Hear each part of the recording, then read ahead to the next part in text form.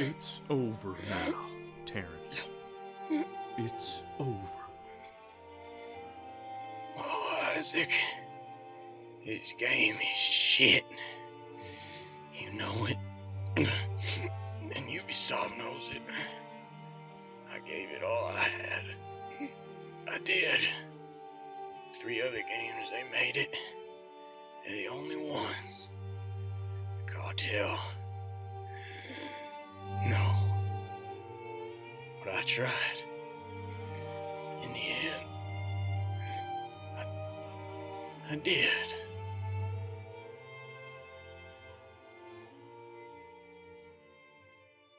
Howdy, folks. This is The Good Speaking. Thanks for tuning in. Make sure to like and subscribe to our podcast and follow us on Instagram, Facebook, Twitter, Twitch, and TikTok. Enjoy the gold.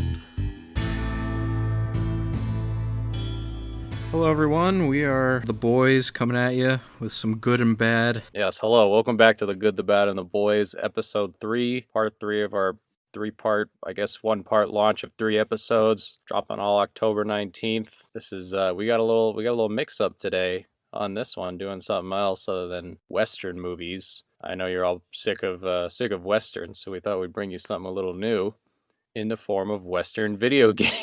Definitely doing something entirely different. Yes, this isn't an exclusively Western genre channel, we promise. We're not even that into Westerns. This is the most in-depth I've ever gone into Westerns. Yeah, but, that's the name of the podcast. Shamelessly ripped off, so we got to rep the brand. Yeah, we also want to say thank you very much for tuning in here on October 19th. We appreciate your support, and we hope you will continue to follow us as we journey on into this realm of pop culture. And other more relevant genres. Yes, all right, so what are we reviewing? What have you brought us today that is so good from the Western genre?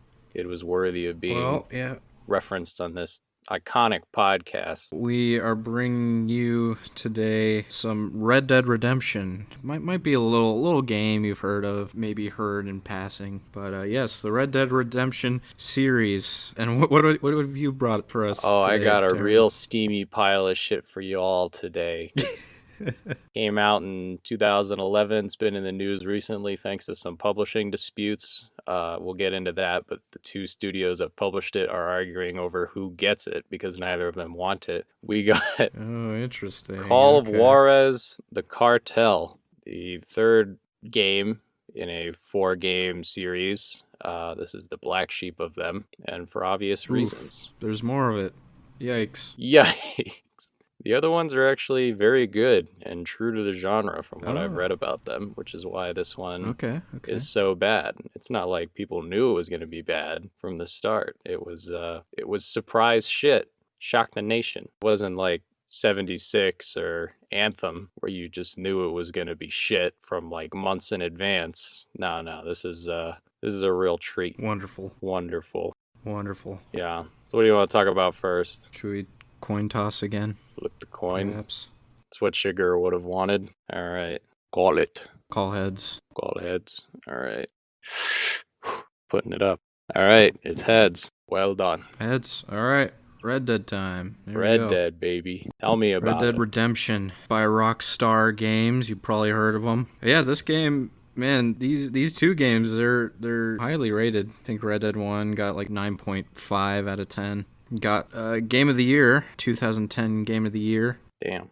Got some awards for the best DLC, The Undead Nightmare, and the best musical score, which I can definitely concur with that, based on Morricone's kind of take with the good, the bad, the ugly. They kind of parody off of that a little bit. And Red Dead 2 almost has almost all 10 out of 10 scores. It's the 5th highest rated game overall. God damn. Yeah, and I mean, it took 7 years to create with some mocap. And you can tell with how big this game is, just man, it really does take 7 years to make this. So I'm assuming with GTA, that might be the case as well. The next GTA, we might get it in a couple of years, because it's been almost 7 years or so. It's been so long since GTA 5's been out. GTA 5 is the new Skyrim. There will never be a sequel, just GTA 5 on your fridge. Yeah, so who knows? I mean, if they are making a GTA, we might get it in a couple of years because, I'm sure technology has even advanced even more. So maybe we'll get this, like, huge Red Dead 2 quality GTA. I'm going to be playing GTA 5 on my smart pistol as I march into Civil War 4 before GTA 6 comes out.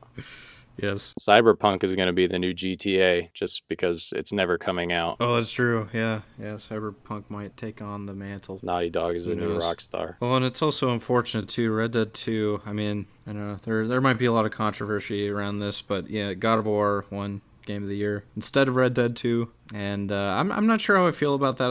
I never really follow the God of War series, but I guess this new God of War was pretty emotional for a lot of folks. But so was Red Dead 2, and I think Red Dead 2 had a lot of things that they brought to the table, and it was a really big project. And kind of disappointed that it didn't win, but I know a lot of people will probably say otherwise with God of War. So I don't know. Leave a comment below. Let me know what you think. Should God of War win Game of the Year? Should Red Dead 2 have? Who knows? I mean, this is definitely an older debate. I think we all know who should have won Game of the Year, and it's Anthem, obviously.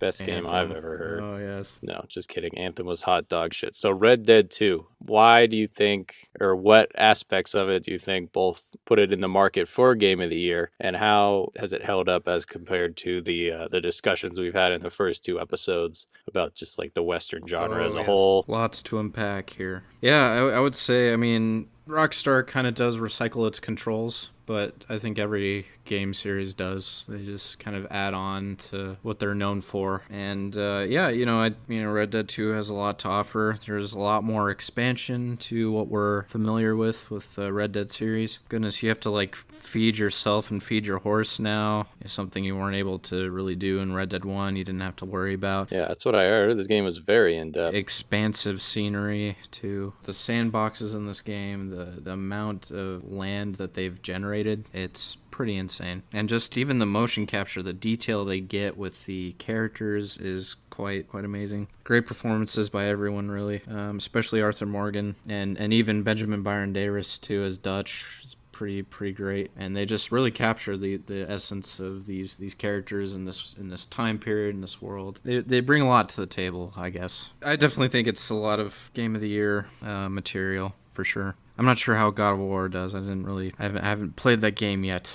But this is an X-Bro channel, in case you guys didn't know. We play on Xbox because we like girls.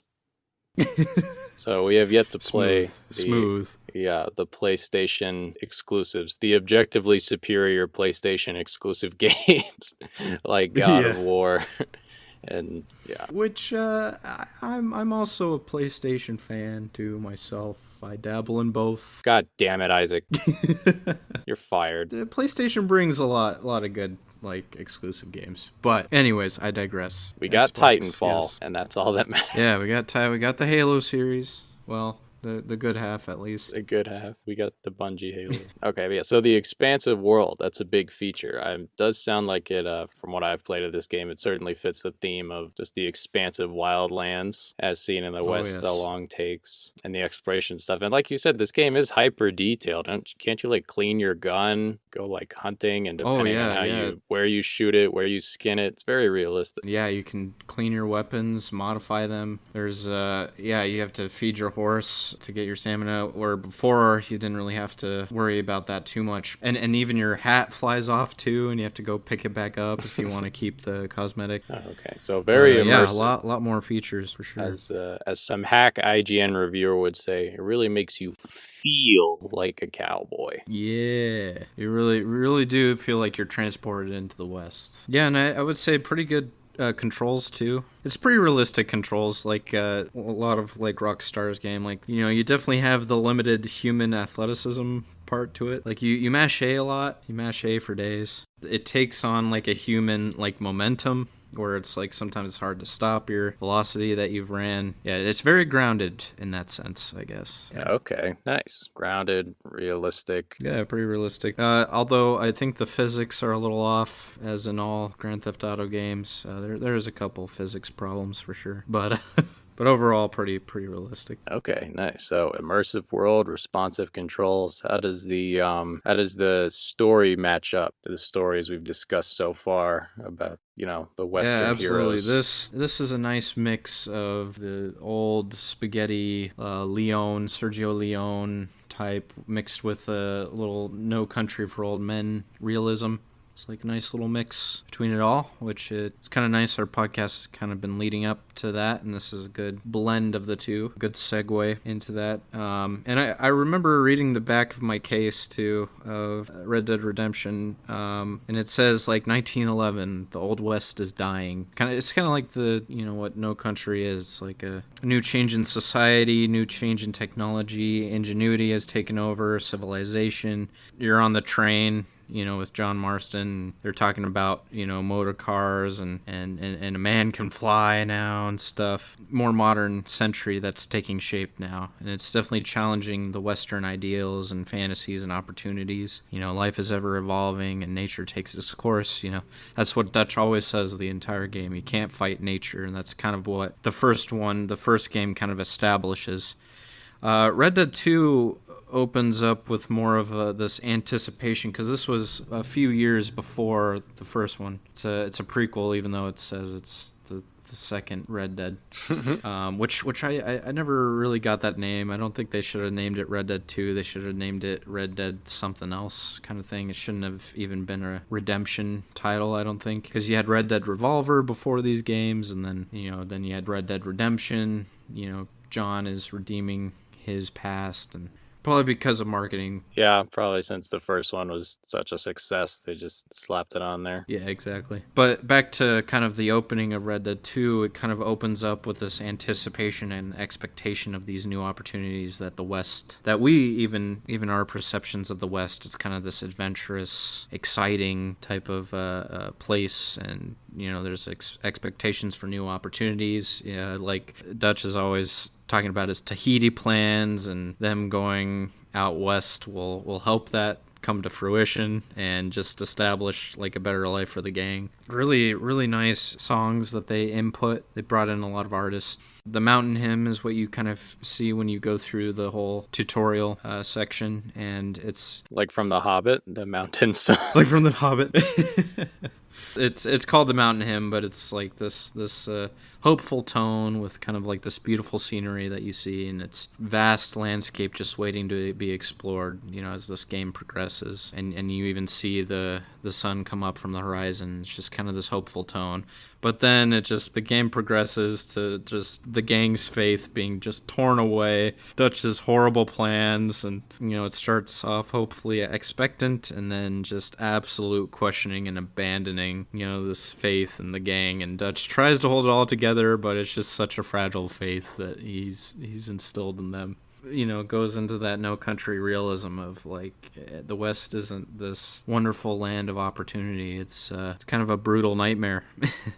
Yeah, that's what it reminded me of. Is just so it's not the promised land here, and this is throughout the campaign that sort of like the ideals of the gang, I guess, that we follow are torn down and shit on by the West. Exactly. Yeah, they're all questioning Dutch. Even Arthur is just the whole time he's like, "What are you doing? Like, Dutch, are you sure you got a plan?" And then Dutch is like, "Just have faith." His whole thing is just have faith. We'll get through it. It'll all come together. And it's like just all hell breaks loose. A lot of their heists really go wrong. It all goes to hell pretty much. That sounds a lot like the plot of like Good, the Bad, and the Ugly, where most of it is them just sort of like bumbling about, trying to make money, just misadventures in the West. This promise of gold and wealth, yeah.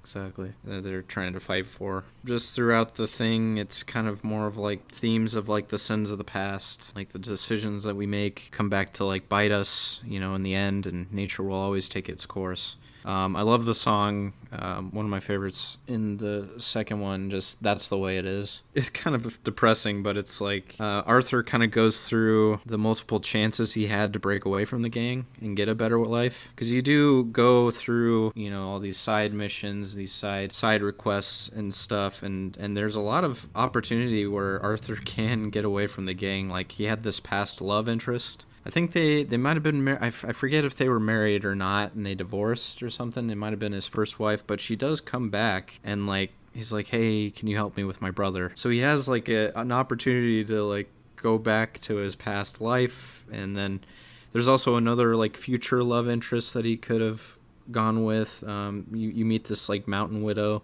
Her husband has died in the woods hunting, and then you teach her how to hunt. You teach her how to survive. You know, he's doing the old like where he's showing her the gun. He's like coming in from behind her. Oh yes, it's like the pottery scene in Ghost. Exactly, pottery scene in Ghost. Any guy trying to teach a woman how to golf. They just it's like a real porn star scenario that Arthur keeps finding himself in.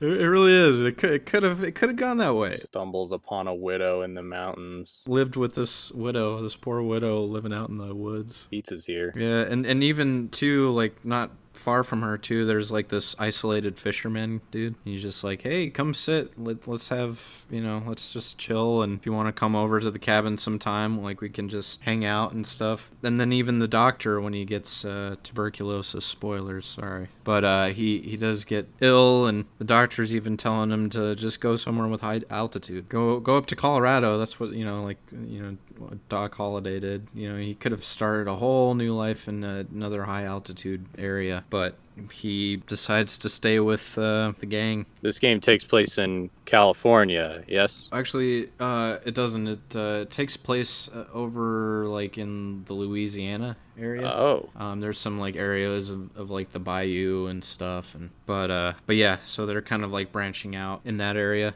And I just wondered too, like, if Arthur Morgan, because John is also haunted by his gang too in his past, so I'm wondering if Arthur might have been damned from the start too, haunted by the gang and tuberculosis. I mean, ironically, he kind of like he dies by Micah at the end, not the tuberculosis. So it's like his past, his decision of joining with this gang has ultimately killed him. So it's his ultimate sin, I guess. Oh, spoilers for Red Dead Redemption 2 from 3 minutes ago on. Sorry. By the way, everyone, spoilers. Heads up, spoilers. Yes, if you haven't played it, go play it. Sorry, I spoiled it for you, but that's the way it is, as the game says. This is the way. Kind of going to John, because he also has a similar fate to Arthur Morgan as well. He did, at the end, he did choose family and a better life, and he even developed a different name, but he still damned himself when Sadie Adler, another of the gang members from the past, came up to him and told him that Micah and Dutch are out here, you want to go take care of them. And of course, that's what John does. He takes out Morgan's hat, and that's my favorite level.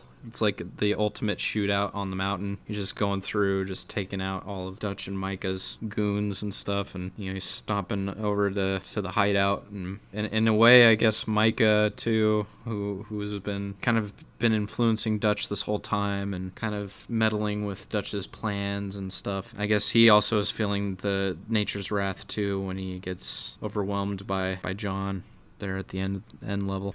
And that's kind of what damns him too, because the Pinkertons show up later at his doorstep and make him try to hunt down Dutch and kind of correct his sins too, John's sins. Goddamn Pinkertons. And then at the end, then the Pinkertons also betray him too. So at the end, and that was even foreshadowed too at the beginning of Red Dead 1 too. Williamson shoots him as a warning. He could have turned away from it all, but decided not to, just like Arthur did. So a lot of sins of the past haunting and stuff, and then of course at the end, Jack also shows the Pinkertons to the wrath of nature as well. You mess with my dad, it's just the cycle of revenge and carrying the sins. Ooh, now we're getting into some Massacre at the Grand Canyon vibes. Amazing. Yeah, so it's interesting. Yeah, it's this huge repeating cycle of nature kind of, and I think it's personified too, like through Dutch. He suffers with his poor decisions, and he's kind of a walking paradox too. His promise of a better life and nature taking its course. And he even says that too. It's like it's a paradox. We try to live our best life. We try to push away from nature, but then nature takes its course. So that's the paradox, John. And yeah, he's just totally cursed by this. He even becomes an animal himself too. He kind of succumbs to nature entirely. Even the first time you see Dutch in the first game, he's just a total animal with his bank heist. I mean, he straight up kills, an innocent young woman that he held hostage. He just doesn't care. He's just a total animal. He's kind of become the wrath of nature to both John and Arthur, I would say. Wow, very bleak Coen Brothers-esque outlook on very, very much so. The paradox of Western life, as it were. Yeah, it really is. Nice. Okay, so Arthur, from what you've described him, sounds very much like the Clint Eastwood-esque. As we could see, they took a lot of inspiration from that kind of the hero, anti-hero, Lone Ranger. Yeah, he's very anti-hero for sure. Yeah. Okay, like nice. He knows what's good. He has his morals. He's even questioning Dutch the entire time. Like, I don't know if this is a good idea. What are you doing? So he knows what's right, but he's kind of still out for himself at the end of the day. He's still just out to survive. Okay, nice. So if he fits that archetype, you said Micah and Dutch seem to be the villains here. How do they embody sort of like the villain tropes of like old Western cinema, or in like the new ones that we saw? Are they a little closer to Gray, or are they like, Micah especially? They're a little closer. I think Micah's a little closer to Gray. He's kind of out for himself. Even his appearance, like he seems like a random gang member, like, but you can tell with Dutch, it's a little different because Dutch is kind of all in black in the first game. Too, so maybe he kind of has that bad guy trope of black and red, which may foreshadow his eventual kind of evil that he kind of takes on with John and his decisions that lead to Arthur Morgan's death too. So I guess Dutch is more of like that bad kind of persona, I guess. Micah's a little more gray, but he's definitely meddling with Dutch the whole time. He's kind of like whispering little suggestions that eventually just kind of doom the gang itself. But for sure, Arthur Morgan, even in Red Dead 2, I think I mentioned in another episode, but yeah, you can definitely get the Clint Eastwood outfit as well, which is kind of cool. His little Good, the Bad, the Ugly outfit, poncho, and okay, nice. So they're not like like Angel Eyes or the kind of traditionalist Western villain where the first thing they do when they walk in the room is like beat the shit out of like a dog and then shoot a hooker or something. They're not that. It's definitely not that. Yeah, and with Dutch, as you described, it's definitely more realistic. We get to see. That's what I kind of like about storytelling through games, is that there's a lot more avenues and it's a lot more open. The story doesn't have to be so linear. There's options for like environmental storytelling, like what you said. Oh, for sure. And you can even determine, too, how far you go with Arthur Morgan. Like, you can either be really bad. There is an honor meter in both games. Oh, okay. And that kind of determines, like, what route you want to go. Do you want to be more of the hero and more honorable person, or do you want to give in to this wrath of nature of this, human behavior? And it even changes, That's the Way It Is, too, at the end. And that's, like, right before the ending climax. That's the Way It Is song we'll let you know what route you've taken this entire game. There's a lighthearted version of That's the Way It Is, and then there's a darker version of That's the Way It Is. So it's really interesting. You can kind of play with the levels of honor that you think is best for your experience. So there's a lot to do. There's a lot of decisions you have to make. It's kind of like, do you take the bad route? Do you take the good route? There's a guy that kind of actually knows. He's like, oh yeah, you guys, I recognize you. You're the criminals from this town that you guys are trying to escape. And then he tries to go tell someone, but then he kind of falls off a cliff accidentally, and he's hanging there. And your decision is, do you just kill this man? Do you step on his fingers and let him fall to his death, or do you help him up? And it's kind of an interesting. And there's decisions like that throughout the entire game. How do you deal with your honor? Will you succumb to human nature, or will you try to be the better man? Okay. So aside from like side quests and stuff, does that honor meter affect like because this is, a very interactive world that you have with all the NPCs and stuff. How does that honor meter affect like your interactions with people as how they perceive you? I was a little confused sometimes of where I got dishonored for doing what I thought was a good thing too. So I'm not sure. Maybe there might have been an error or something, but so you did things you thought were good and your honor meter went down. Is that a game glitch or is that a Isaac I think glitch? the honor meter, it was something of like where I let the person go to like tell the police, and it dishonored me for like, I don't know, maybe like giving up my friends or something in the gang. It was kind of like that scenario, and I'm like, but how? I let them survive. I let them live. You know, it's like, oh, okay. I should be like, I stuck up this single mother and her children at gunpoint, but I didn't kill them after I took all their money and food for the winter, and it dishonored me for some reason. I don't know why. This game's broken. No, it wasn't like that. It wasn't like that. But yeah, there was a couple times where I think they dock you for like outing your gang members or something. Oh, it's kind of a weird, twisted sense of honor, perhaps. I don't know, but very Western sense of loyalty. You know, more so the first game. It's definitely a parody off of Leone's spaghetti westerns in the first game. I would say more so than the second game. It has kind of Leone's stylized take on westerns in the first. But I think there's a lot of no country themes that the second one really takes into it. And then, I mean, even the graphics, you can just tell it's trying to be more realistic, more of this realistic take on the West. Whereas the first game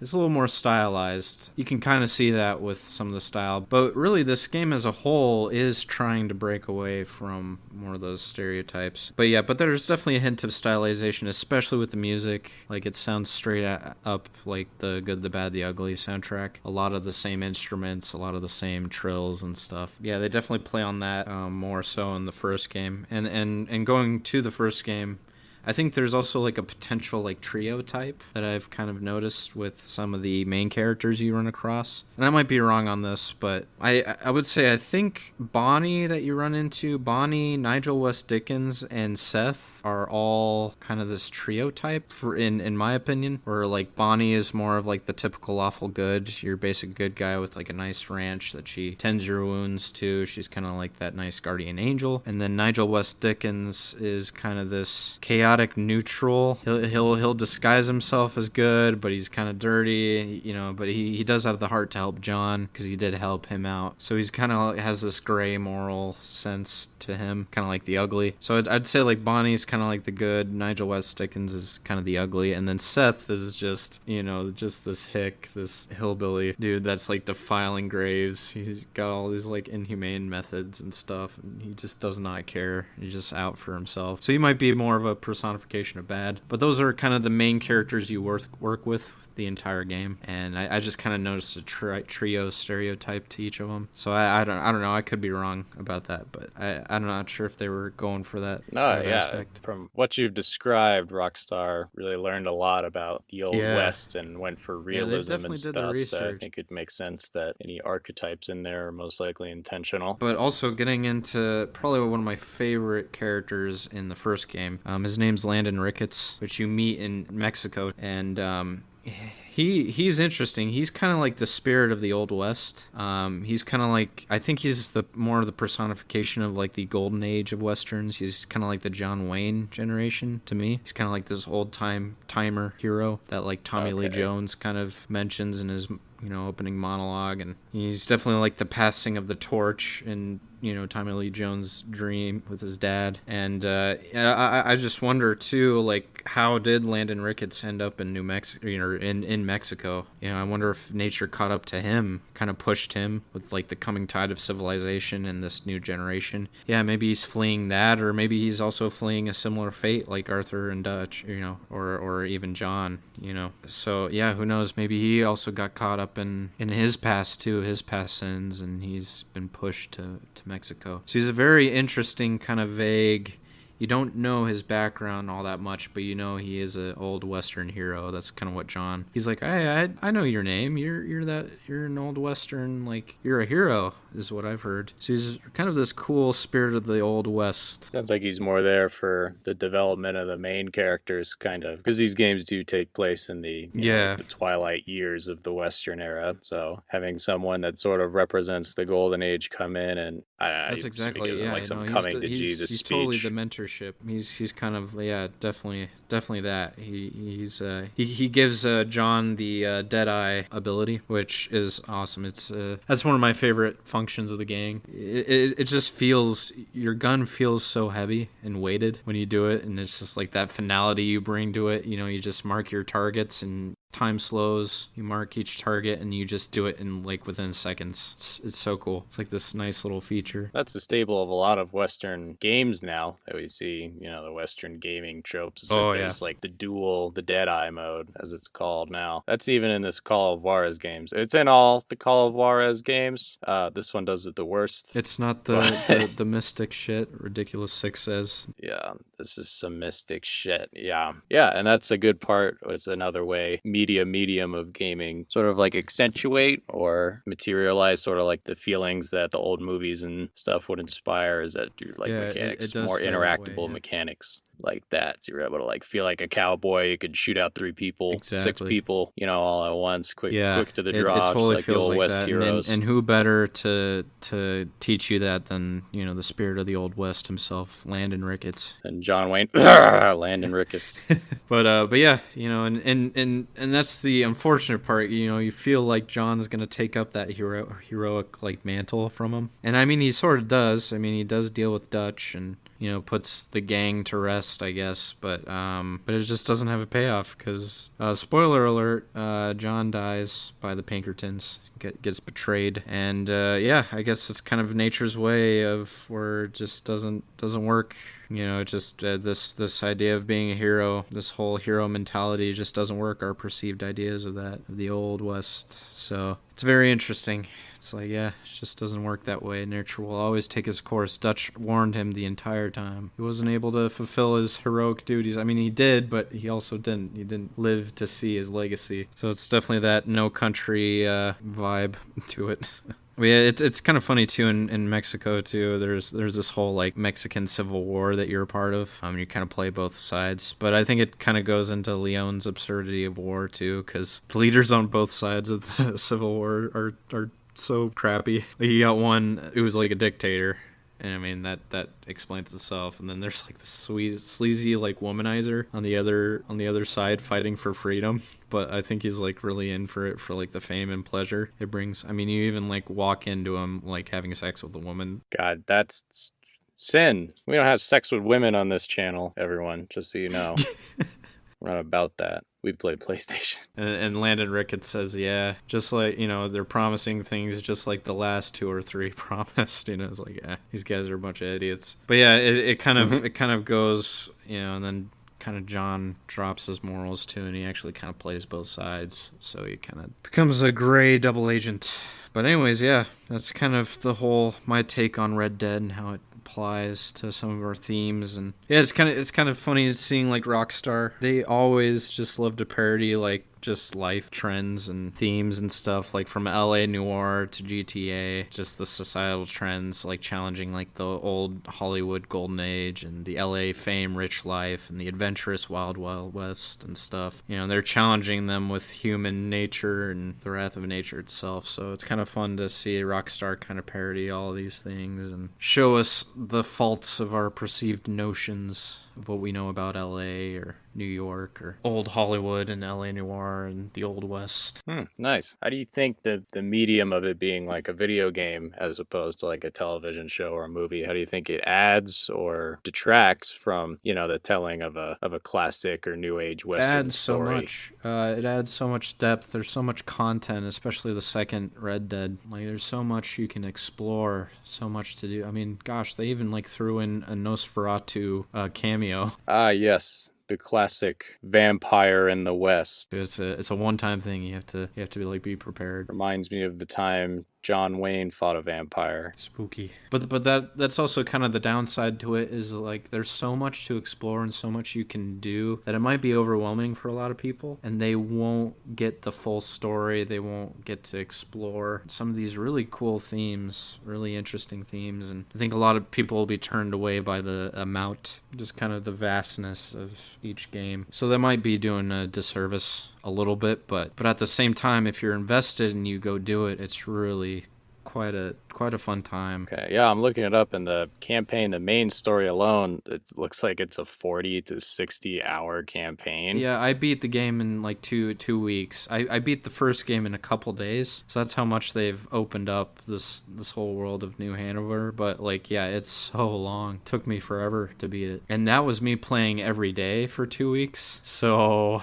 you know, if you're if you're off and on with video games, you're not gonna beat this game for a while. So that sounds a lot like what we talked about in episode 1 with the good, the bad, and the ugly. It is somewhat of a commitment. It's now 40-hour commitment, no 3.5 hour movie, but I'm sure that allows you to go much more in depth with, and it really like, does. the characters, the decisions they make, and sort of like the descent of Dutch. If they can't handle 4 hours, imagine 40. Yeah, then forget it with Red Dead 2. But Red Dead 1, I would say, if anything, I would pick, like, if you had to choose between both games, for me, I would go more the first Red Dead. It's a little more stylized for me. It really hits home with kind of the Wild West of, like, Hollywood, but also just bringing more realism into it, and it doesn't take as long, luckily.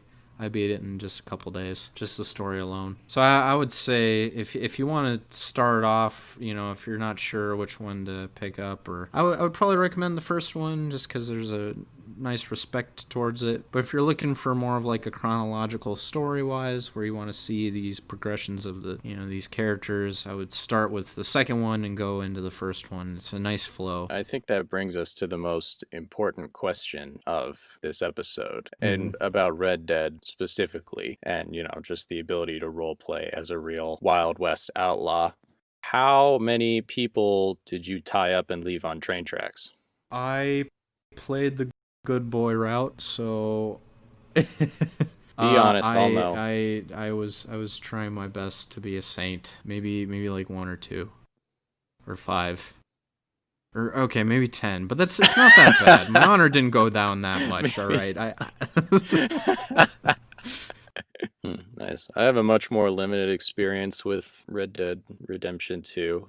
It was mostly in multiplayer, in which me and a band of friends would only wear tank tops and overalls. We'd ride around on horses and hog tie other players and just drag them around while screaming the yip, Deliverance yip, gang over the microphone. Yes, the Deliverance gang, the inbreds, and that's the beauty of games such as this, these open world fast games, is that you can really just be whoever you want out in the West. Isaac chose to be a good hero and explore the themes of the West and the downfall of all his allies. There's such a wide range of things you can do, and it's quite nice. Like feed people to alligators. Yeah, you can go alligator hunting. That's like one of the scariest levels. Like this massive crocodile, and you're in this like little shitty boat. This is going around the bayou. That was the spookiest level for me.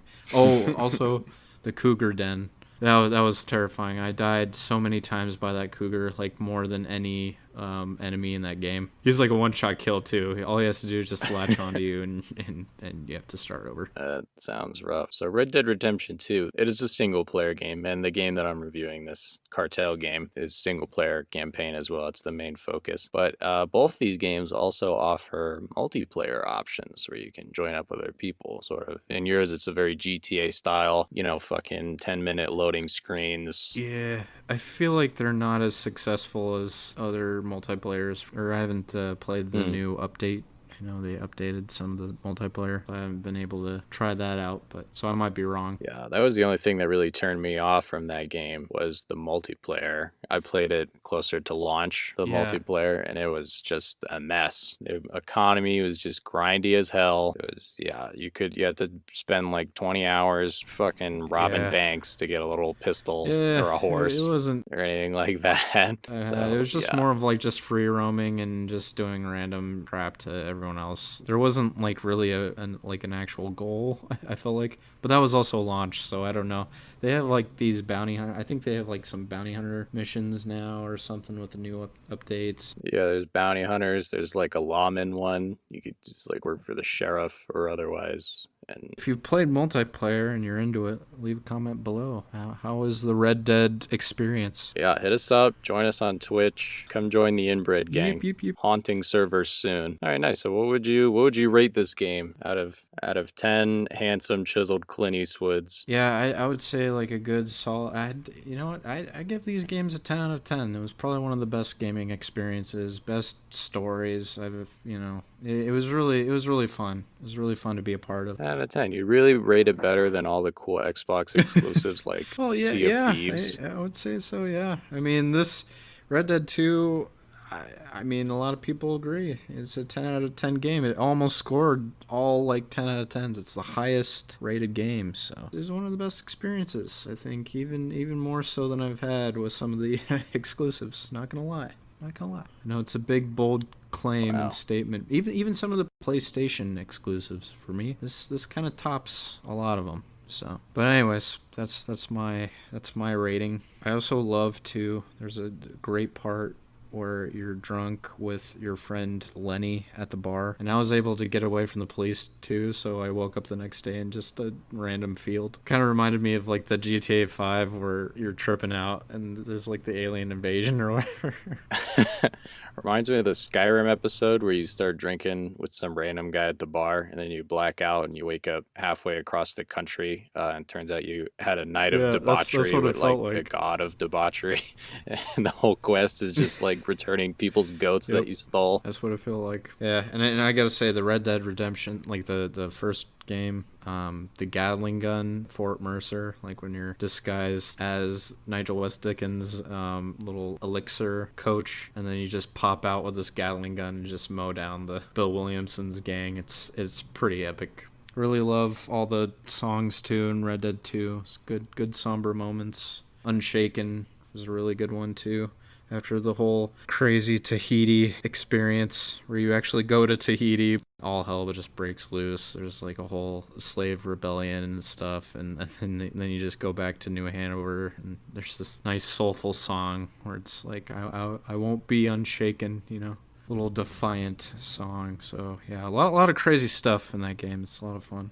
Yeah, you even go to a tropical island, so there you go. You got so much. Crazy action, good characters, great story, and a very immersive world. So, all right, beautiful. Is that all you have to share for the good of this? Yeah, that's my episode? Whole Red Dead rant. Oh, beautiful! It makes me regret being the bad for this show. I bet. Boy, howdy! I'm so sorry. Did I get a real fucking stinker today for you? Let's talk about that. How was that? So Call of Juarez, a little backstory just for the genre and sort of like how this abomination got made. The first one is I suppose a theme game, a genre game. It takes place in the Old West. This is the first one, came out in 2006. It was developed by Techland and published by Focus Home Interactive for Europe and Ubisoft in North America. Oh, Fucking Ubisoft. What you doing? And it had really good reviews. The one that I'm reviewing, Call of Juarez Cartel, is the third iteration in a 4-part series, although everyone at Techland likes to pretend that one never existed. The first 2 games, Call of Juarez and Call of Juarez Bound in Blood, follow people called like the McCall brothers and their sort of gang of outlaws as they go about.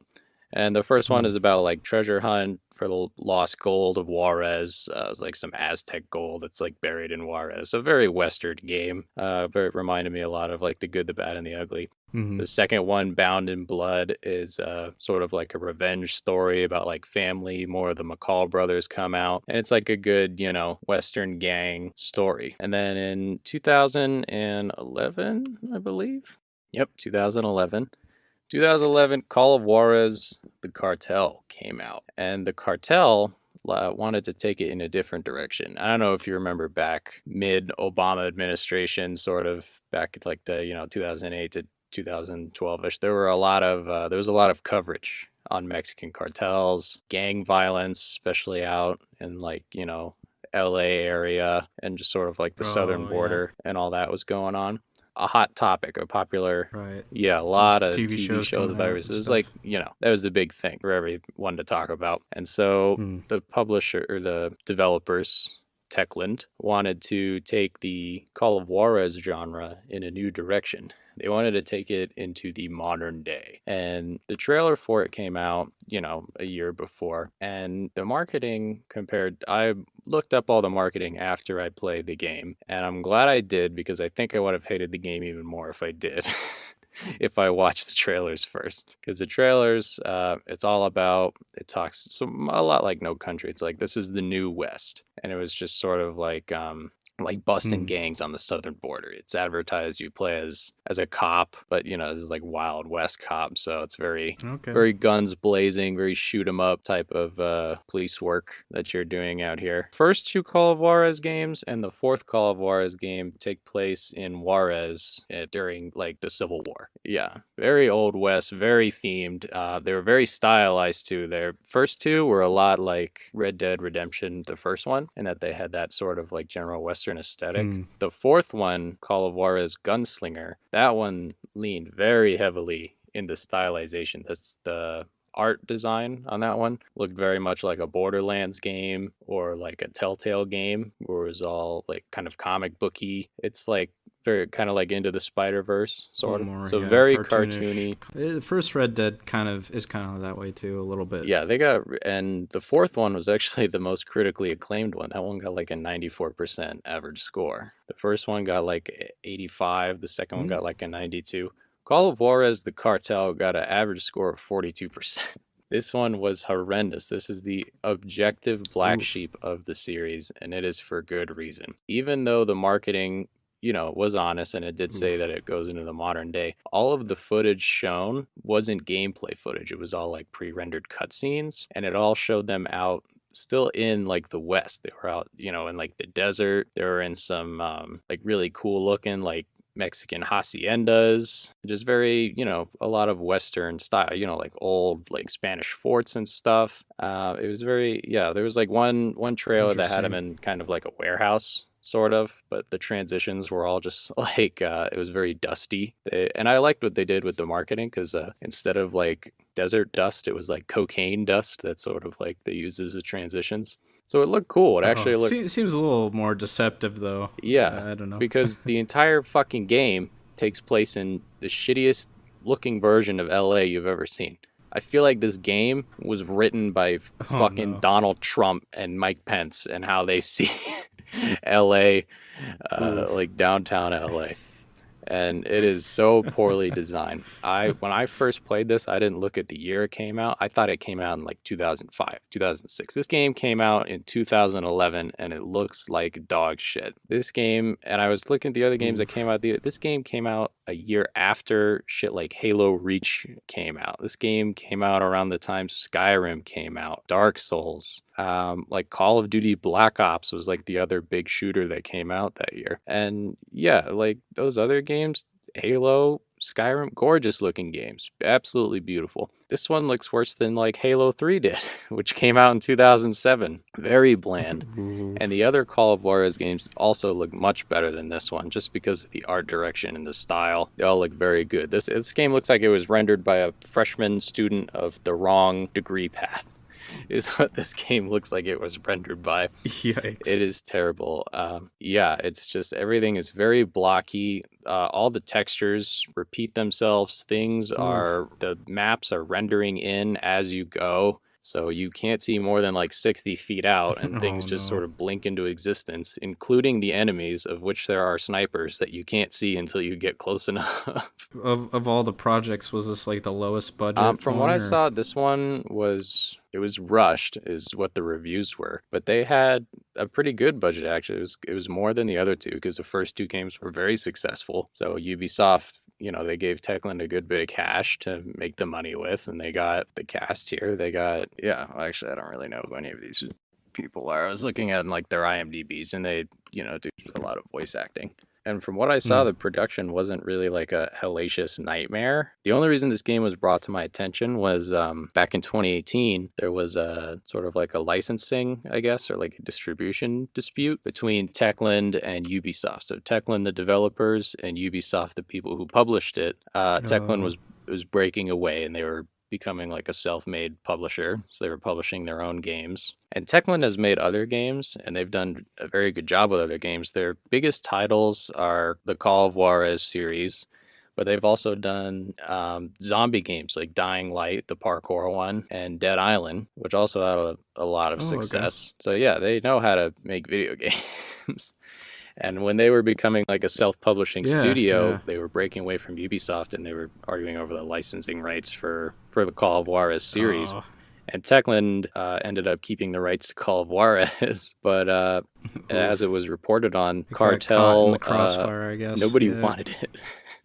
They were arguing over who had to keep Cartel. And during this publishing dispute, both Gunslinger and Cartel were briefly removed from, like, they weren't available for digital purchase anymore for a brief time. So for like a few weeks or months or something, both of them were taken off Steam and stuff like that. So they were hard to get. And after Techland got their rights and they were the self-publishers again, Gunslinger went back on Steam and, Microsoft Store and all that. Cartel just sort of didn't. Cartel isn't on Steam anymore. I was watching reviews of this game, and one person who plays on PC, he was saying that one of the hardest parts of this game, he regrets getting this game because he spent so much time and effort to get it for this like dog shit product. He had to like torrent Steam keys from shady websites and stuff because, they are just not pushing it anymore. So yeah, it's sort of like Techland's black sheep that they don't really want anyone to know about. Definitely got caught in that good old corporate meddling. But getting into the game itself, like I said, it looks like shit. The other two games, very Western styled and all that. Art design, how the NPCs move and talk, the worlds feel very lived in. You could go up and you could interact with people. The enemies behaved like competently. Stuff like that. Just like general housekeeping things that, make a video game feel real and sort of like legitimize it as a medium instead of just like, shooting pixels. This one does not do that at all. Again, it looks like ass, and anytime you have any open world sort of like walking around, the levels are very linear, but anytime you are walking around without any fighting, you look around, you can't get more than like 3 buildings away before you see the same texture repeated. And it's very lazy. Very, very lazy. All the like props and stuff are just like 2D sort of like printed on there, and like desks and shit. They just have like the same things, all the same stuff, and just in different rooms. I see the same poster of like some bikini clad girl at like the 4 different strip clubs that you go to throughout this game, and it's just it really takes you out of the immersion. And as we talked about with Red Dead, that's like really important, is how immersive it can be. For sure. Well, and it's also the city of Los Angeles too. I mean, we've even seen it with like GTA 5. It's unfortunate that they weren't able to expand on so much of the city. I mean, it just sucks that you get like a nice GTA 5, there's a lot of different places you can go. There's like the pier, and there's like pretty places there. There's like the hills and stuff like that, as well as there's like some sketch parts of town that you can also go to. But it's all very lived in, and which is why I really just don't like this game, because other games like Skyrim and like the Halos and stuff, they code their NPCs well, and it adds to the aesthetic. It adds stuff like that, which is very good. So just the general atmosphere, how it looks, and sort of like the tone of it all is not good, which takes me to the story.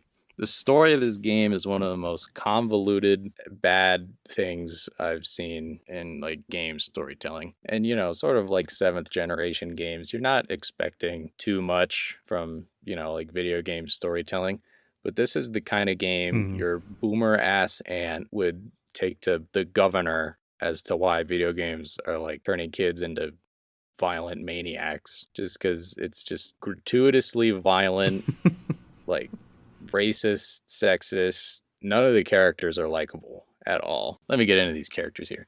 There are 3 different playable characters. This game sort of went with like a half and half single multiplayer campaign. It is a story campaign. That's the main point of the game. But it is designed around being multiplayer. So sticking to the themes of Western trios, there are 3 main playable characters. You got Ben McCall, who is presumably the ancestor of the McCall family from the first 2 games, which took place during the Civil War. He's a really edgy LAPD detective. He fought in Nam, and we see some of his Nam buddies crop up in the in the story, and he's got some real issues there. He's a really edgy guy. He's comically edgy, is all you need to know about him.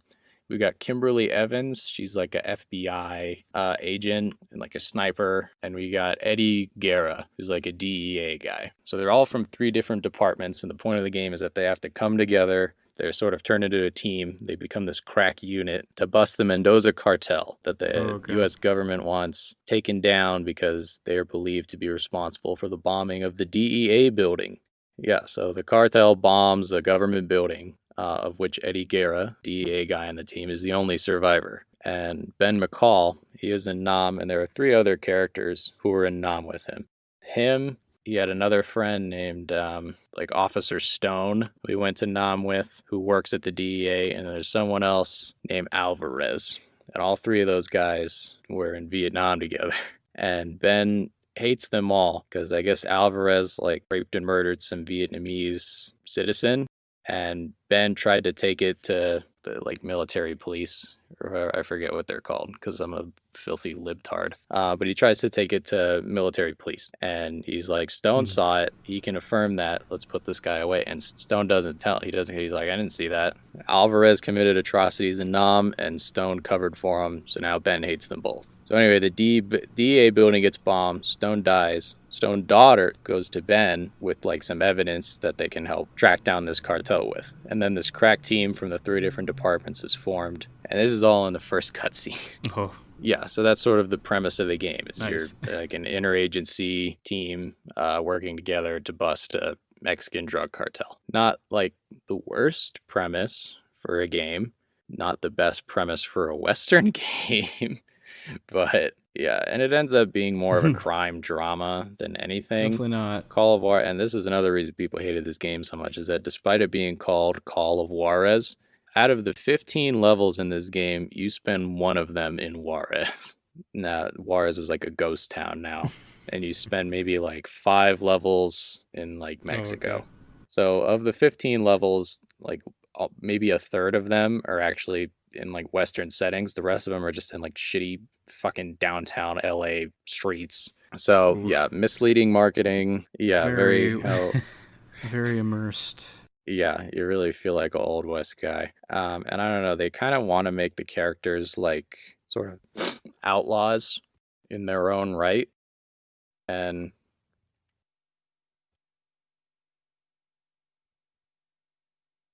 sorry for the delay, folks. This game is literally so fucking bad, I got a nosebleed thinking about it.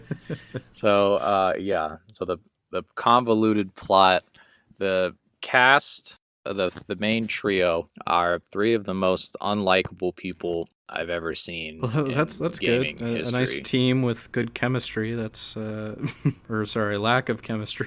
The lack of yeah, it's like the Western trio where there's the good, the bad, and the ugly. Except they kind of fucked it up and they had the bad, and the bad. Nice.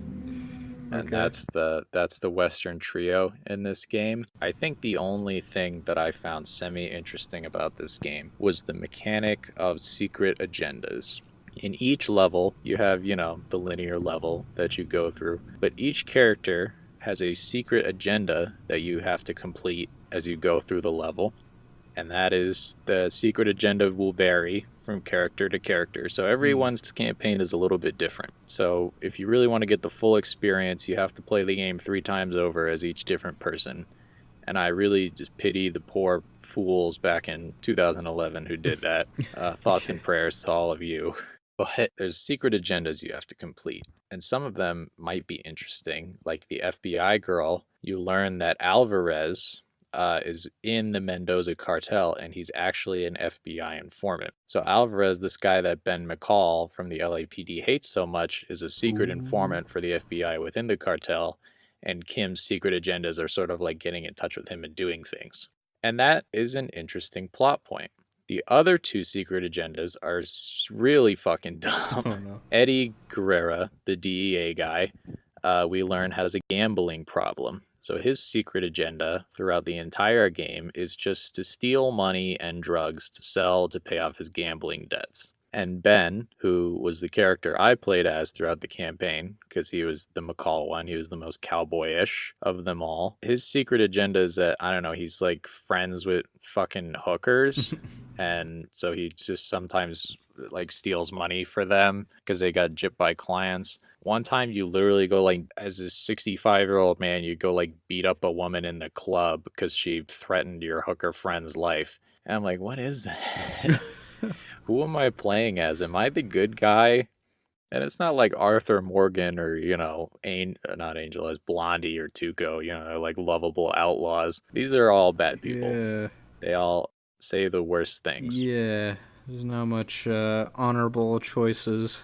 That's so fun. And the choices you make just don't matter because your character's gonna do the shittiest thing imaginable. So I played as Ben, so I'll go into his character. He's maybe the edgiest person I've ever seen. Ben is like the quiet kid in the back of the class. Oh, no. When he was first introduced, I thought it was like as a joke.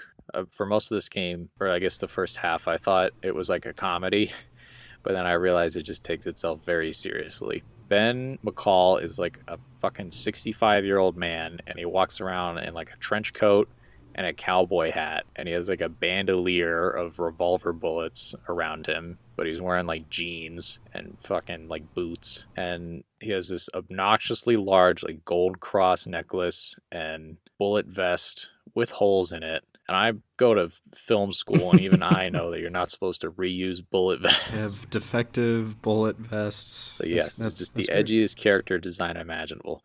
This dude was designed by like a 12-year-old boy going through a really bad divorce. That's who designed all these characters. Yeah. Oh god, yeah. Eddie Guerrera's character model is like someone Googled guy who gambles, and then they just copy pasted that. And Kimberly Evans, despite being the most professional of the three characters, is just dressed like a fucking thought for some reason. That's the most accurate callback to Western cinema that we get, is that Western cinema feminism, because I don't think there's a female character in this game who doesn't get objectified in every cutscene. Yeah. So they nailed that one. Yeah, and so that's like the characters and the stories. Just nice. None of them are likable. They all do bad things, and it's not even in like, you know, a cool Western outlaw kind of way.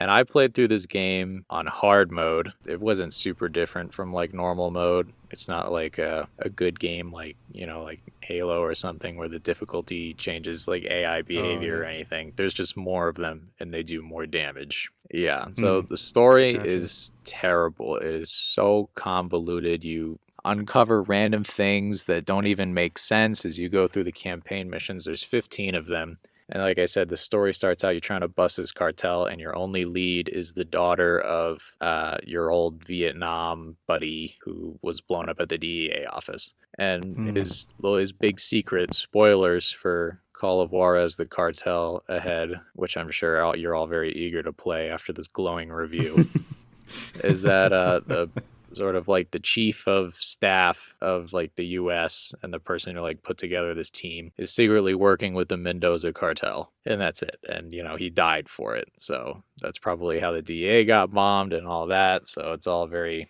shady. Now it's like some government conspiracy game. So yeah, and none of them make sense. There'll be like a 5-minute long cutscene explaining what the plot is and what you guys should do next. And then the very next level is something completely different. So like level 1 is you go out and like Sequoia National Park to start like a gang war. So you're like burning one gang's weed and tagging the place with another gang. So yeah, that's the first game, is your beautiful officers of law are just setting forest fires. And that's basically how it goes for the whole rest of the game. At one point, Jessica Stone, the daughter, she gets kidnapped by the cartel, and you guys got to go save her, and you decide that you need to go save her in a cutscene. And then the very next thing you do is you go out to Juarez and you meet up with an arms dealer. Like, what the fuck?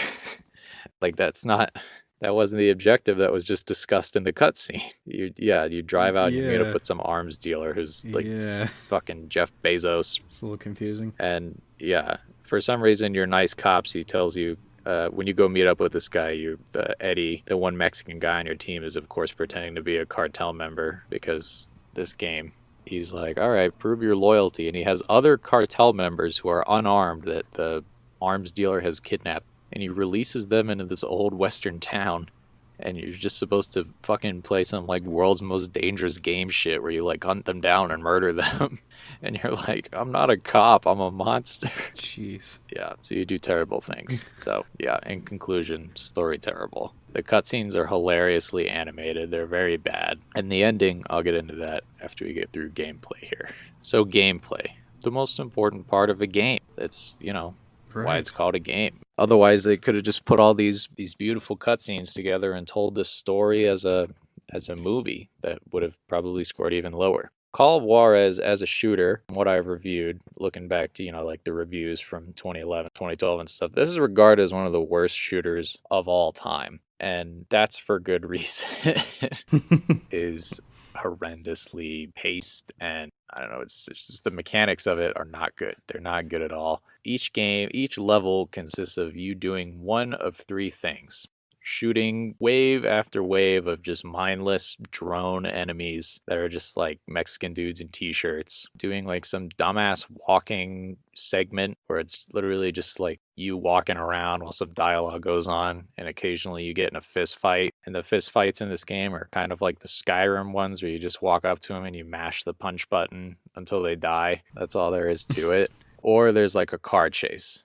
Yeah. And, there's also like the secret agendas and stuff. This game was designed to be like a 3-player co-op campaign game. But after Techland left Ubisoft and decided not to take Call of Juarez the Cartel with them, and Ubisoft was like, well, don't leave it here. They just sort of left it out to die.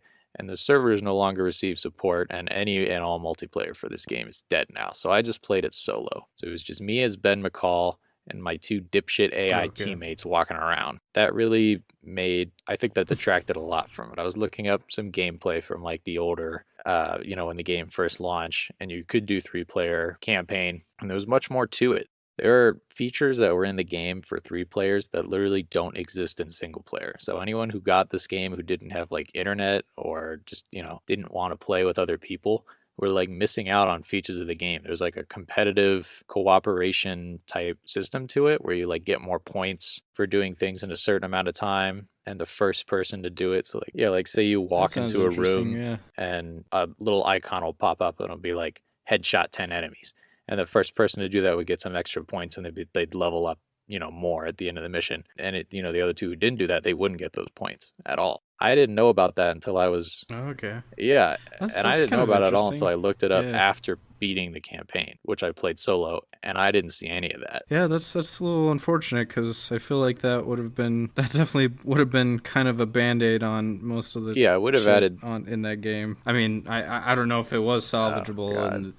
Those multiplayer concepts were like the most interesting thing about it, and I didn't get to experience it at all, so I really just was living it up with this game here. And with the secret agendas as well, you only get the points for completing your secret tasks. Like me playing as Ben, in a typical hero fashion. My good old hooker friend Susan gives me a call. She says, hey, this insert racial slur gypped me, this client, can you go steal his wallet?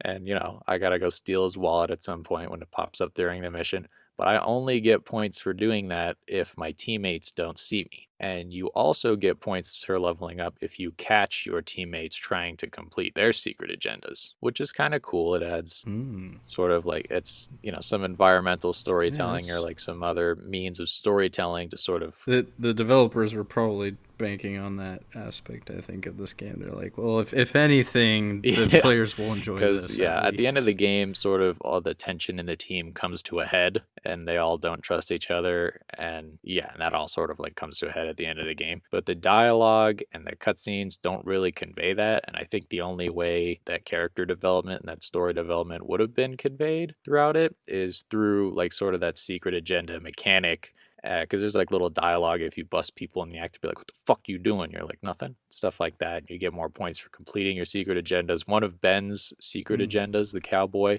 is collecting evidence that Eddie Guerrera, his teammate, is a dirty cop. So like that. And if you're playing with other people, I think that would sort of add to the characterization, because then it's people literally acting out in the game, this team not trusting each other and trying to do stuff behind each other's backs and sort of like sabotaging the investigation and busting each other in it, because it's a very very healthy teammate team and that's relationship.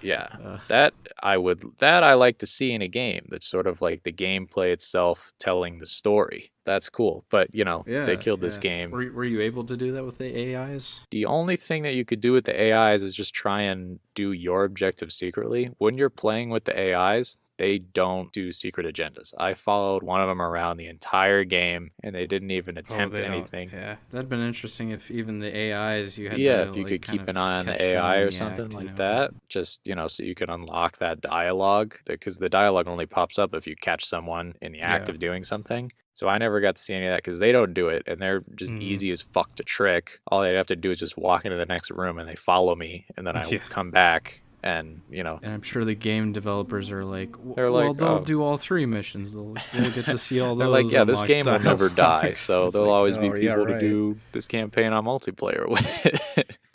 So we don't got to worry about, coding that in. So I missed out on the one decent thing that I think was a part of this campaign anyway. The one aspect of this game where it being a video game would have improved the storytelling in it. Because the cutscenes and the dialogue sure as fuck don't. They are all the edgiest motherfuckers. I believe, the South Park game is like it holds the world record for the game with like the single most F-bombs in it. I feel like this game, this game's a close second from what I've seen. It's way overacted and just poorly animated, which I think adds to the overacting, because in voice acting you're supposed to be very exaggerated. If we're edgy enough, the players won't know. They'll be like, they're dumb shit video game players. They're not going to be able to tell. But everyone is always shouting, and the sound quality is terrible. The first cutscene takes place in like a conference room, and it sounds like they recorded it like outside. The good, the bad, and the boys studio of me sitting here in my underwear under a sheet in my closet probably could have produced better sound quality than whatever they were using to record the dialogue. In this game. Techland Publishing, if you're hearing this, my studio is open for rent. If you guys ever want to use it, I got some really good mixing software in here. I got a MacBook Air and this nice sheet. I have my dirty laundry pressed up against the door. That way the sound gets muffled. So we're real professional here. And I feel like this sounds better than fucking whatever this game sounds like. Yeah, we see you, Techland. We see you. We see you. Whatever Ben McCall's edgy 60-year-old ass dressed like a white fucking cowboy in the downtown LA streets just looks so out of place.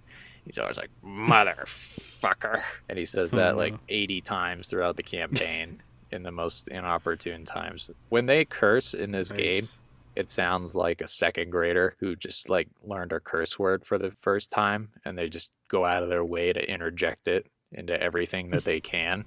That's what this sounds like. Yep. That's the sound. That's the dialogue like this. I feel like the same kid who drew Ben McCall, one of his parents accidentally blamed him for the divorce, and he's like, you know what? Fuck it. I'll write the dialogue too. And it's just the edgiest shit you can think of, which really adds to the to the unlikability of everybody. But so aside from the one interesting mechanic, the guns, they don't work very well. They're not very good. This is a mechanic that was implemented that was very bad. So each character is proficient with different guns. As Ben, the 65-year-old cowboy, you're only good at like pistols and revolvers and stuff. As Eddie Guerra, the DEA guy, he's good at like SMGs and dual wielding things. And as Kimberly, the sniper, she's good with like rifles and long range stuff. And how they made it so that the characters all play differently with different guns is that the shooting mechanics are so shit to begin with. They just made you shittier at the stuff it says you're not good with. And you can't change characters after you start the campaign. Once I picked Ben, I had to be him for the whole campaign. Listen to his edgy ass talk. So it turns out like rifles are the objectively best gun in the game. I played it on hard mode, which means it plays much more like a cover shooter than a run-and gun, sort of. Because 3 bullets and you're dead. And so I spent most of the time doing long-range fighting. And this old-ass man with a 6-shooter revolver is not good at long-range fighting. Since it was specified that Ben was the close-range guy, every time I tried to aim down sights to shoot someone who was more than like 10 feet away, the screen would just get blurrier.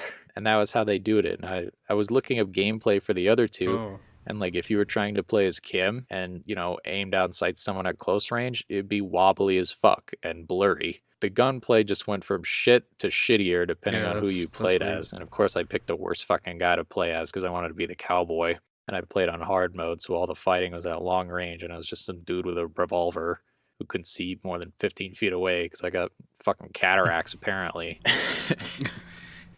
Yeah, so that just made it, it made it not fun to play. The collision detection and the map design is so boring. You spend more time running up and down stairs than you do doing anything else. There's this one level, you're in a nightclub, you're chasing down Alvarez because, he's just on his bullshit, and Ben is like this fucking hate boner for Alvarez that's so bad he will jeopardize every mission that they're on if the possibility of arresting or murdering him comes up.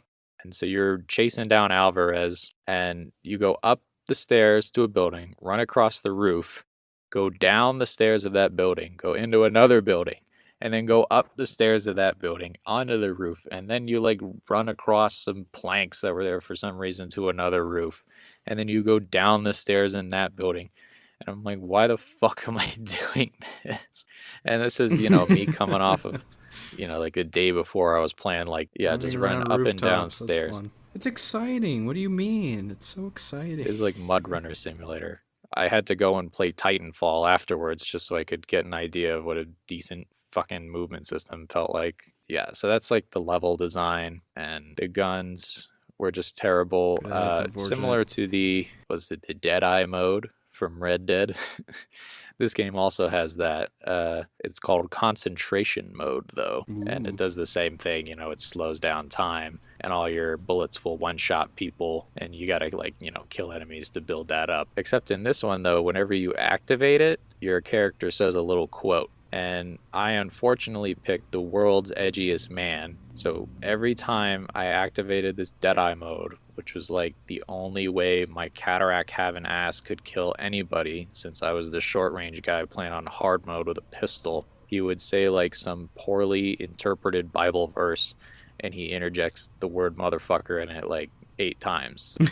He's like, and I will make mine arrows red with blood, and my sword shall bathe in the blood of my motherfucking enemies, and my bullet has your fucking name on it. And I'd have to listen to that, and it's like a 10-second little anecdote every time I activated this mode, and I had to activate it often. My fiance would occasionally be in the other room, like, working while I played this game, and she got so sick of hearing this old-ass man talk whenever I did it. She thought it was just like it happened randomly, and then she found out that it happened when I pressed the button, and she's like, he says this when you press that button, and you still press the fucking button. I was like, I'm sorry. I have to do what I have to do to get through this game. This is a necessary evil, and not like necessary evil like these characters, what these characters think is a necessary evil, where you have to like fucking choke out a hooker or something to get a name. No, this is actually necessary. Yeah, so that's the Deadeye mode, and apparently that's what they traded in the dueling mechanic for from the first 2 games. In the first 2 Call of Juarez games, there was this, it was sort of like a timed event. Not like a quick time event, but sort of like a test of reaction, where there'd be a countdown. Someone challenges you to a duel, you meet up at high noon, as you would in a proper Western game, but God fucking forbid I get the proper Western experience. Of course. You'd go out, you meet at high noon, there'd be a little countdown, and you weren't able to draw your gun until you saw the other guy draw theirs. So it was like this fun, sort of reflex test. You got to feel like Clint Eastwood and stuff. No, instead I get to listen to a 65-year-old man say he's like, I saw a horse, and its rider's name was Death, and Death has a bullet with your fucking name on it. ew, whore, as I, draw my pistol and briefly cure my fucking amblyopia. Yeah, so that's that. That's the gunplay. Wow. Horrendous, That's absolutely horrendous. Level design is boring fun. and bland. Everything looks the same. The enemies in this game are not fun at all. You fight the same enemies throughout the entire game. Oof. Which brings me to something I wanted to talk about as the concept of the gameplay loop. What do you know of the gameplay loop? The gameplay loop. So, doing quick research last night before we do this podcast. That's what we do. Because definitely time out my research very well. What a player is able to input into the game and then the response they receive from that input according to the game's rules is what I was... what I saw the cycle. You know what? I'm losing my train of thought. Yeah, basically what you said is game? like the mechanics of the game. So it's like what you do, how you do it, and then the response that you get from the game. And the poster child for perfect gameplay loop would be the first Halo game, Combat Evolved. Came out in 2001. Groundbreaking. You had this huge sandbox of weapons. Yeah. You had like a varied map design with a bunch of different stuff and a bunch of different avenues to approach like combat encounters. And then you had like dynamic enemies. All the enemies were different. They had different strengths and weaknesses, and the guns that you got were able to complement your play style and how you approached it. The elites were, shielded and aggressive. The grunts were, like dipshit cannon fodder, but you had to manage it because they were dangerous in groups. The hunters were, high damage tanks, but they were very slow and easy to maneuver around and stuff like that. So depending on what you like to do, you can approach all those counters differently. You could get high ground. You can hide, play like a cover shooter, just go in gung ho. You could do so many different things. If you were the guy who'd like to go kill all the little enemies first and then fight, the larger enemies when there's less stuff going on, you could do that. If you want to just get the biggest weapon, you could, and then take out the big boy first. The little enemies would scatter and they would panic because their leader's gone. They were responsive to what you did. So depending on what you decided to do, the game would respond to it and you'd get a reaction and they would, improve the gameplay. And it was simple, but depending on what you do, it was varied enough that you could play that game 60 times over and it would be a completely different experience if you just, do something different every time, and you could cultivate. Right, yeah. Essentially, you're kind of repeating the process over and over again, but there's different variations, different inputs. The average is like 20 seconds. So it's like pick up gun, engage enemy responds, and then that's the loop. So, the 8-hour Halo campaign is basically you repeating the same 20-second loop over and over again, but you don't notice because it's so fun. Or games like Titanfall, kill enemies, call in Titan, and then the feeling's just better than sex. It's like that's...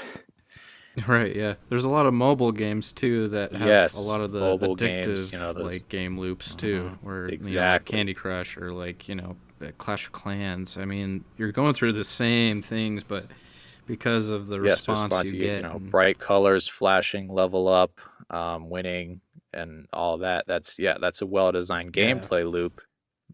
Is that you don't notice that you're basically just doing the same thing over and over again. And that's like the core function of game design. So I wanted to bring that up for the first game that we talked about, and why Call of Juarez is the poster child for really just fucking that up. Because what they have with the gun system, and that each person is good with different guns. And when I say good, I mean they're just not shit with exclusively those guns, which in my case was revolvers, the objectively worst guns in the game. The sandbox was much more limited, the weapons sandbox. The maps, while they had some, you could tell what areas were meant to be done in secret agendas, because otherwise it's all very linear. And the only part where it opened up, there weren't even very many enemies, and it was just a part where you could go, grab your fucking blood money and run. And the enemies, there's no variation in the enemies. It's all just cartel goons. Yeah, so the enemies are all the same. They have different guns, but the guns don't even really matter that much because you're fighting the same guy. All you have to do is just, shoot them, and then they die. Well, that's very fun. That's exciting. and since I played it on hard mode, the only way to play was as a cover shooter. I watched some gameplay on like easy or normal mode, and again, that's like the same thing. You don't have to play it as a cover shooter because the enemies do fuck all for damage. So that one's just more of a run and gun where you just walk in, you shoot everything, you go to the next room, repeat. That's the loop. And unlike, in other games where you get the dopamine rush from conquering a challenge or winning or seeing some shiny colors because you're 60 years old and you play Candy Crush, you don't get any from that. It's all, the classic 2000s style fucking like piss filtered Mexican color editing as how American cinema made.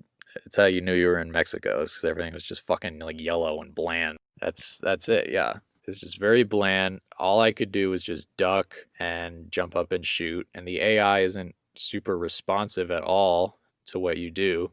It's not like, the elites in Halo are much, they're harder to kill. They'll dodge grenades. If you stick them with a sticky one, they'll run at you. They'll jump out of the way of cars, something like that, as opposed to other enemies who won't. They just do the same thing. You shoot at them, and then they'll sit behind a desk for fucking 20 seconds. And then the second you look away, they'll pop back up and they'll shoot at you. So I would just have to spend the whole time in cover, jump up. If I didn't kill someone in one shot, I'd just have to sit there and wait for 15 seconds for him to pop back up again so I could shoot him again. And in that time, I probably got blown up by a grenade. So the gameplay loop for this one, the only response that I got from the game was regret about my career choices and boredom and sore thumbs from just trying to hold the same position for 20 seconds for each enemy. And that's, so from a gameplay standpoint, you can see why this is considered one of the worst shooters in the genre. In the other Call of Juarez games, boss fights were, and in Gunslinger especially, the fourth one, boss fights were like named iconic Western characters, like Billy the Kid, that guy like more armor, stuff like that, because that one was very non-linear storytelling. It's told from the perspective of like an old man telling exaggerated tales, and it was very fun. And boss battles in that were like the duels that you'd have, so it was interesting, and each one played out differently, with each sort of boss having different abilities and stuff for you to counter and stuff. Boss battles in this game are just a helicopter, because it's the only thing that you can't kill in one hit with the revolver. So it would just be a helicopter shows up, and I'm sitting here with my fucking 2 pistols up my ass, wondering what I'm going to do about that. Very lazy, but it's and that's it. And it was terrible. Yeah, you ever played any shooters like that where it's just not good? Or do you have any that are examples of like really good gameplay loops? I think what kind of brings to mind is the 007 Legends game. Oh yeah, that one's up there for pretty bad. It's not very well. Yeah, it's kind of also falls into that where there's nothing special about any of the enemies, and it's just pretty monotone throughout the entire game. I mean, it's kind of fun to see like the James Bond, all the years with Daniel Craig, but at the same time, it's like, man, the gameplay is just so boring, and it's just pretty much a copy-paste Call of Duty, and the sneaking around, there really is no stealth in that game, and it's unfortunate because it's a spy game, so you're like, what am I supposed to do? So yeah, that kind of reminded me a little bit of that. But yeah, I would say like Halo definitely is a huge example of the perfect game. Yeah, that's a good one. Game loop. If you guys watch The Act Man on YouTube, he has a great video about that. He's a big slut for Halo, and that's sort of where... Yeah, he really dives into that. Yeah, breaks it down. Yeah, that's what I heard it first from him, the concept of it and how he applied it to Halo. And I started looking at that in games afterwards, just how it applies to other games. I'm a masochist, if you guys couldn't tell right now, so I love the Dark Souls series. And even seeing the gameplay loop in that, where it's more about adapting to your enemy and just sort of how that works.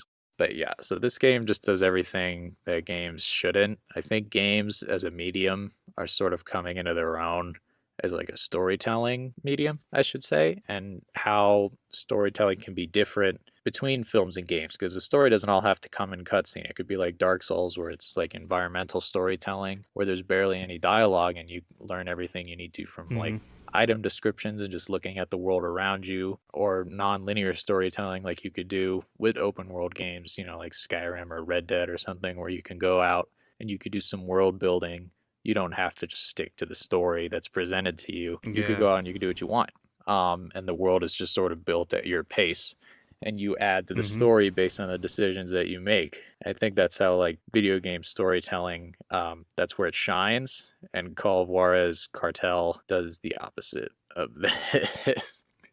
Yeah, the cutscenes are bad, so you can't get shit in that. Confusing mess. The only way you could do any actual, like, competent characterization is through a multiplayer thing that's been killed off since none of the publishing studios care for this game anymore. Yeah, so it's just shit.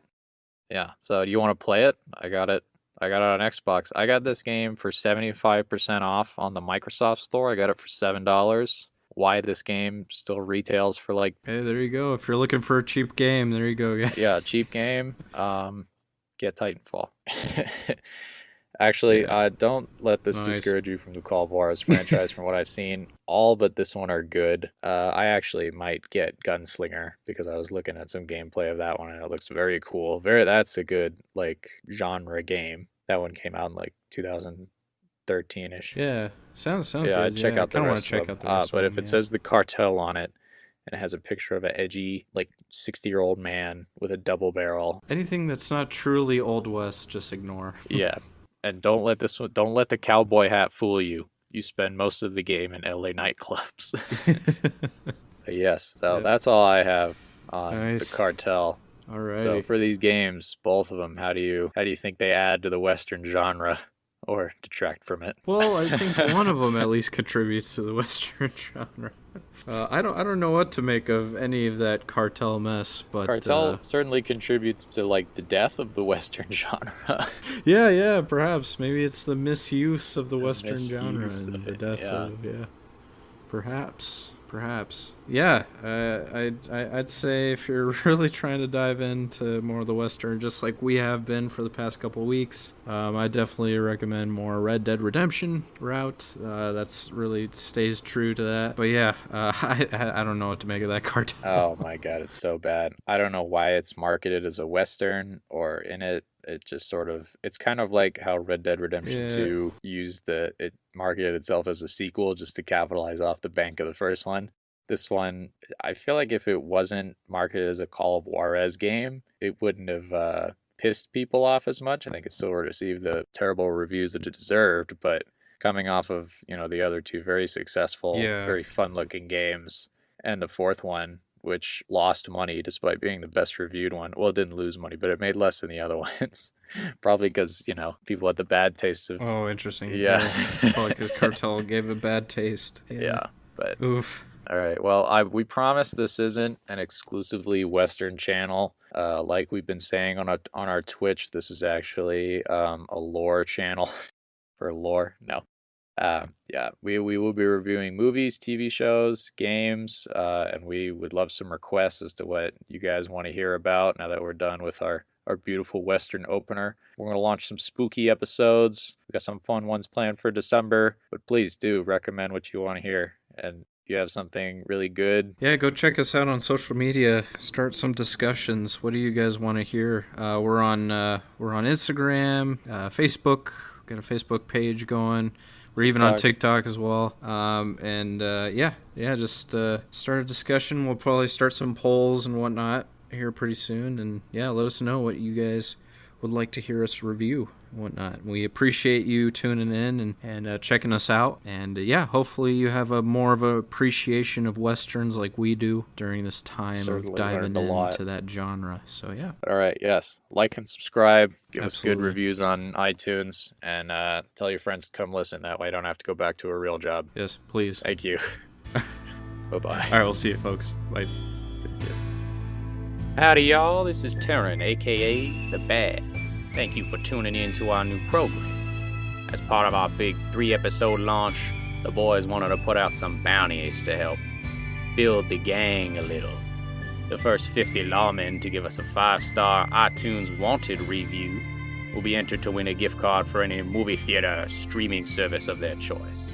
Secondly, the first Deadeye to guess how many times Star Wars is referenced in the first 3 episodes will win a physical copy of any film of their choice with special prizes from the boys inside. So be sure to check out our other 2 launch episodes and stay tuned on social media as we announce the winner. Links in the description. Also, don't forget to like and subscribe so you don't get dysentery. Now, everybody pretend that I rode off into the sunset. Bye now.